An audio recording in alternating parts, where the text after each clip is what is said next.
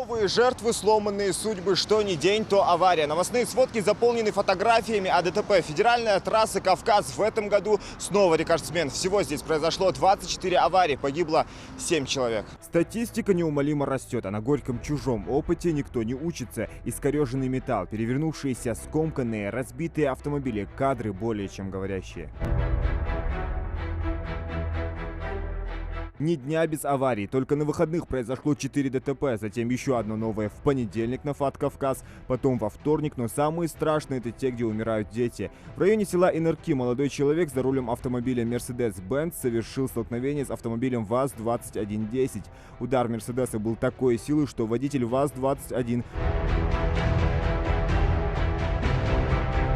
Отсутствие разметок, знаков, тротуаров, освещения, пешеходных переходов, отбойников, за которые отвечают власти на местах, нередко приводит к непоправимым последствиям.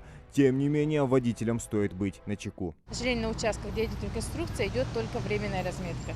Нужно понимать, что и ограничение скорости, которое установлено, нужно соблюдать, пока дорога не будет завершена и сдана в эксплуатацию. Если же есть какие-то замечания именно в процессе дорожного движения, просьба большая сообщать дежурной части 55 07 15, для того, чтобы мы могли оперативно среагировать.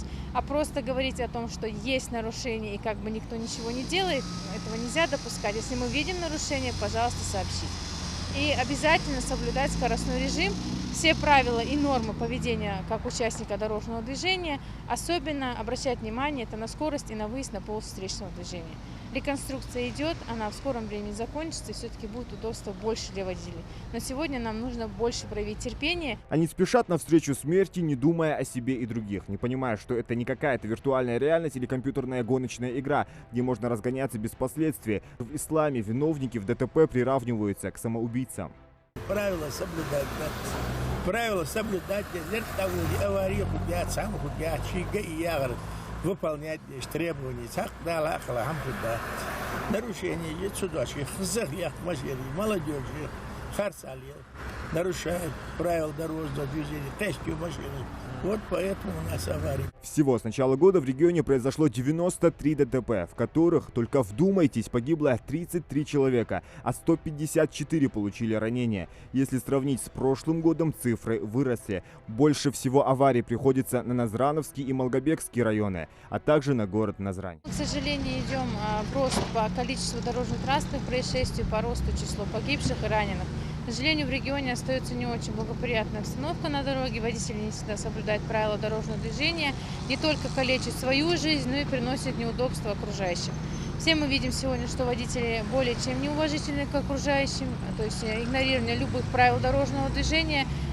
Наверное, они тем самым хотят показать характер своего как водителя, но, к сожалению, они приносят неудобства окружающим. Что самое ужасное, немало аварий и с участием несовершеннолетних. Только за полгода зарегистрировано 11 ДТП, в которых погибло 3 детей и 14 пострадало. В прошлом году на этот момент у нас не было детей погибших. Поэтому нам нужно, чтобы сегодня население обязательно понимало, что мы хотим до них донести, и соблюдали правила дорожного движения.